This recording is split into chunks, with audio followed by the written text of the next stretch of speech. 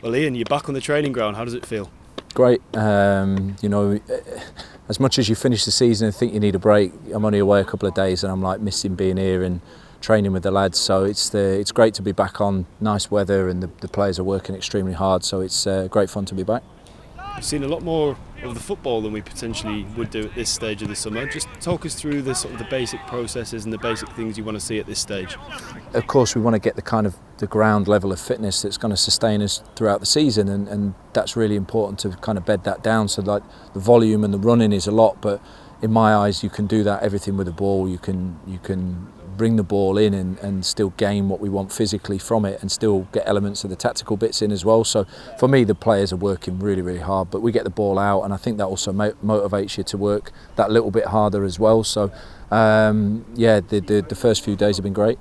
You've seen a couple of interesting figures out there, a couple of trialists. Are you keeping those names under wraps for now? Yeah, I think so. I mean, just for them to be able to train a few days without kind of the pressure of everything being out there in the public domain. But certainly we will have a few extra players and some trialists and bodies that we want to look at in a bit more detail at the game at the weekend and probably through into next week as well. Cal Roberts looked strong today. He did. 3 full sessions from him, looked great today. We'll see how it goes on Friday and whether or not we use him in the game this weekend. Not necessarily that important, but most important is to get a good week out, get some feedback from his body and see where he's at, but really positive today. First friendly on Saturday, it comes around quickly, doesn't it? What can the supporters expect from that one?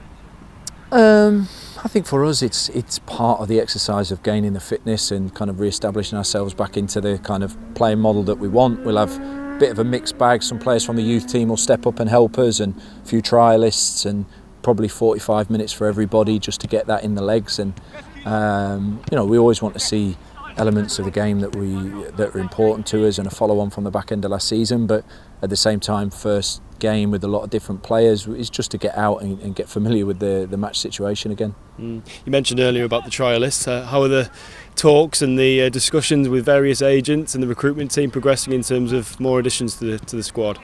Yeah, I mean, it had some frustrating weeks actually where we were quite close to things and then we didn't quite get them over the line, or things that we've managed to get, like Joel coming in, has taken longer than we maybe hoped that it would have done. We're getting there, but I think certainly it's been a lot busier and a lot closer to things this week. So I expect more players in certainly by this time next week. Whether we get them in before the game at the weekend, I'm not sure, but we're working really hard now and there's a few places that we still need to strengthen, areas on the pitch, but we're taking our time. We're not rushing into the market. We're weighing up really what we feel that we need to benefit the team, and then we'll go from there.